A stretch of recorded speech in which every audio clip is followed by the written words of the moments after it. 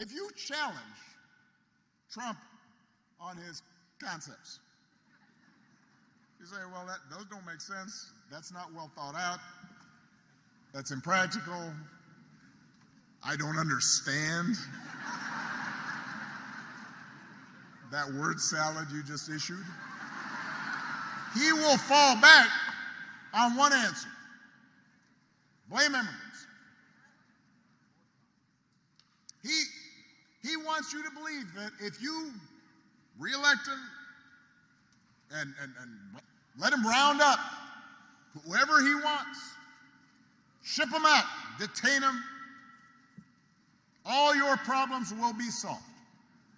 Now, well, this has traction among a bunch of voters, so I want to talk about this for a second. I want everybody to understand this. We have a real issue at our borders. We are a nation of immigrants.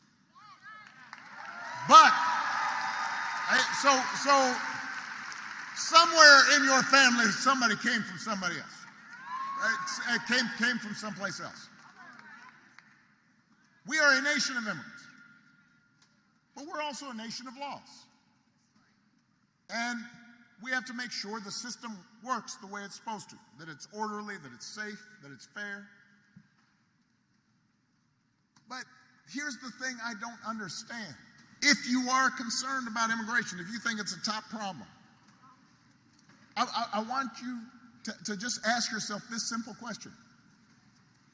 Donald Trump, J.D. Vance, they're always talking about, well, Kamala's been vice president for 4 years. You know, so she has to take responsibility for all that, even though she wasn't actually president. Well, wasn't Donald Trump president for 4 years? Somehow that's conveniently forgotten. But I haven't forgotten. If rounding up and deporting millions of people, many of them women and children, if rounding up millions of desperate people is the answer to everything, why is it that the number of undocumented immigrants was basically the same when Trump left office as when he took office?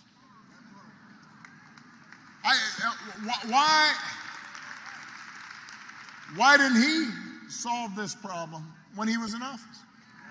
Well, I'll tell you why. Because he did not have a real plan. He had concepts of a plan.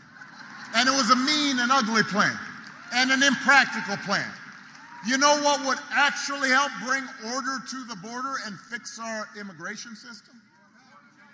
A bipartisan deal that Kamala Harris, as vice president, supported, even though it was written by one of the most conservative Republicans in Congress, and Congress was all set to go. And then Donald Trump called up the Republicans in Congress and said, well, you can't vote for that.